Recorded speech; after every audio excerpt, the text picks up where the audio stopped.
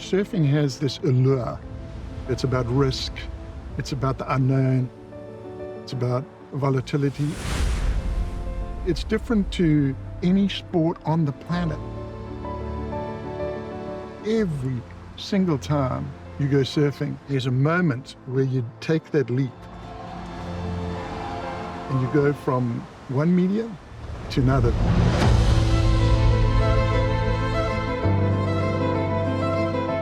From your heart racing to wondering if you're going to make it, that whole experience has happened in like a matter of 10 seconds. Sometimes you just see that wall of water. It's so powerful. That wave that you're riding traveled thousands of miles. It's special energy, like the wave can choose you. It's way more than just a sport.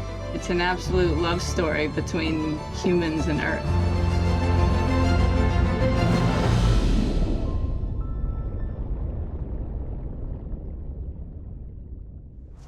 Hey, look at the pipeline. You like it? That's pipeline. You don't know, huh? The waves are not good today, huh? Okay. One day this'll be you, though. You'll be out there. Raising my family in the surf community, it's not in just one place. It's like the whole world where there's a coastline and where there's waves.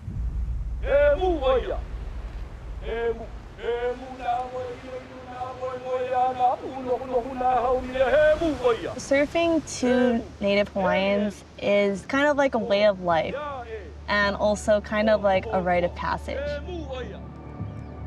I look at surfing as this subcultural solar system, that there was this like big bang moment. No one really knows where and when. Someone stood up on a wave on a piece of wood, and then it became the sport of kings and queens. Surfing was part of the structure of the community in Hawaii. It was deep-rooted. So the North Shore became sort of the center of the surfing universe. Surfing becoming a professional sport in 1976, ultimately getting into the Olympics, been an amazing ride. The person that wins that gold medal at Chopu, if the surf is on, that's going to be the greatest athlete of that Olympic Games.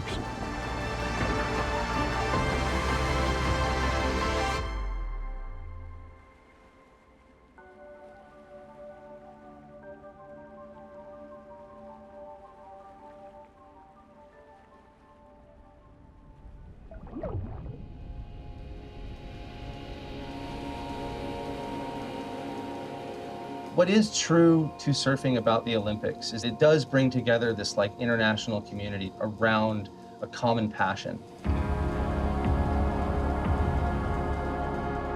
It's a place where we all go to have fun, connect to our culture and the ocean and each other. Yeah, I feel super lucky. It's so special to me. And I've also really learned how to be proud of these. Surfing brings everybody together because it's just pure, I feel like. People don't even speak the same language sometimes, but they surf together. Maybe people talk through the ocean. Everyone looks out for each other like that. And that's a special thing about just kind of having that small community. Both Jack and John have been raised by this international village that have watched them blossom into these men that they are.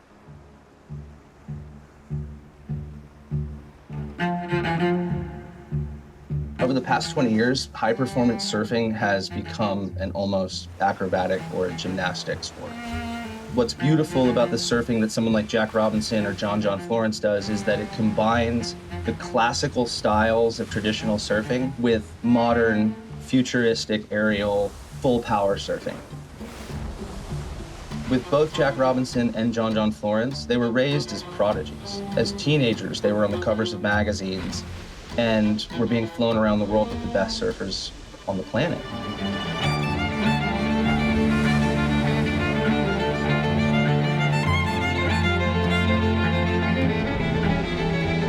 People put a lot of expectations, and when you're like a prodigy or whatever it is, I don't think the pressure will ever stop either.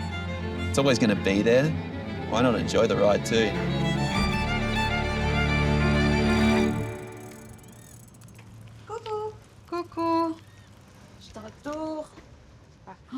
Ah, je regardais des photos, trop mignon. Quand tu étais petite. And Mama was a super mama, taking us to all the competitions, all my friends. We had the smallest car, we took all the surfboards. But me, I don't like big waves. I am scared. I'm more scared than her.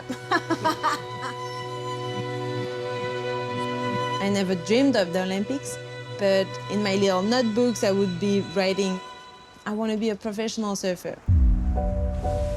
The women were only just finding the precipice of what's possible for the way that we move with waves. There's a lot of young girls that are pushing the limits, especially in wave of consequences.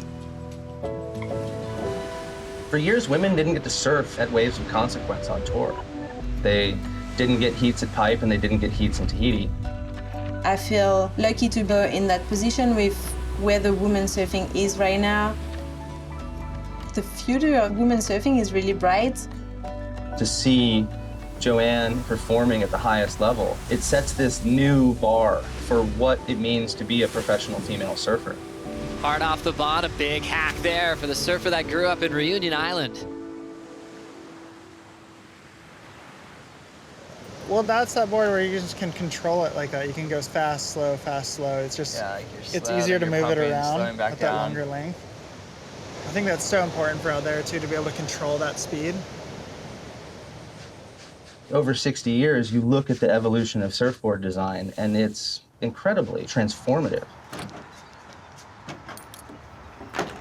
We've been doing a bit of board testing, just kind of locking in designs for the year. So being able to ride a smaller board in a bigger wave changed everything for me and how I looked at being able to do turns at higher speed.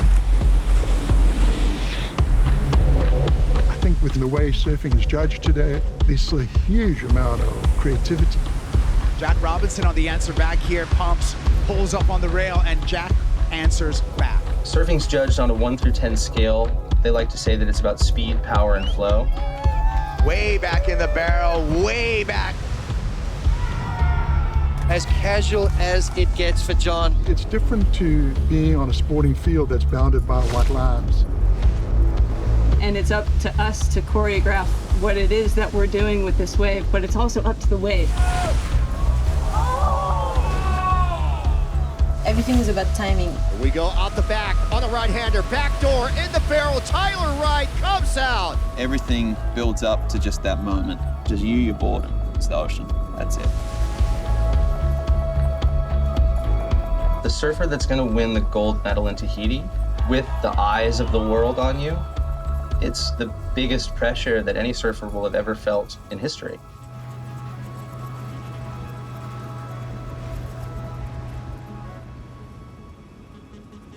Tahiti's been a proving ground when it comes to waves of consequence, which is the measure by which a surfer is tested.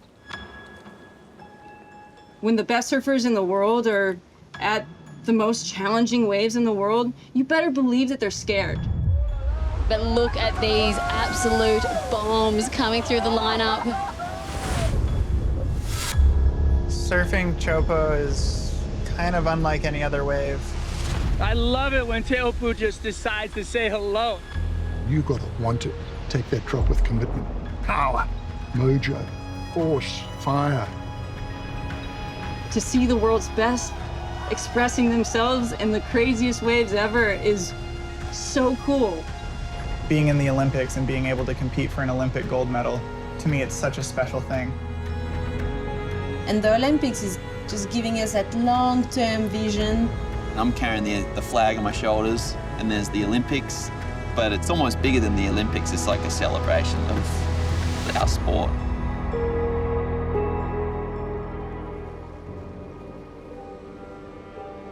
The beautiful thing about surfing is the ability to bridge cultural gaps between people. It's one of the true melting pots of the world. What does it mean to be a surfer? Being connected to the ocean in kind of like a spiritual way. So surfing has power. I know because I've seen it. It's a lifelong passion, and you see people that have done it for 60 years nowadays who are just as in love with it as they were when they first stood up on a wave. You can't really describe it to anybody, you just have to do it. A lot of wonderful memories. Surfing has been so good to me. To see Olympics and surfing together, it's a really wonderful thing.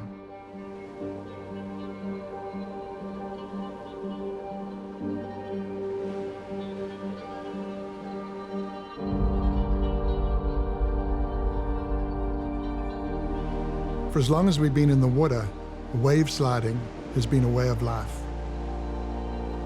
A sacred practice, passed down for generations, that harnesses Earth's energy. A culture that's not only survived, but gotten stronger. There were no lifeguards, film crews, or fans, and no prize money on the line, just pride. The simple act has created a ripple effect, and the progress has empowered those who dare to dance on mountains made of water all over the world. This summer, surfing's best will come back to where it all started, the proving grounds of the Polynesian South Pacific, and paddle out for glory, not just for themselves, but for their countries and those who came before them. Because in a way, we're still riding the same wave.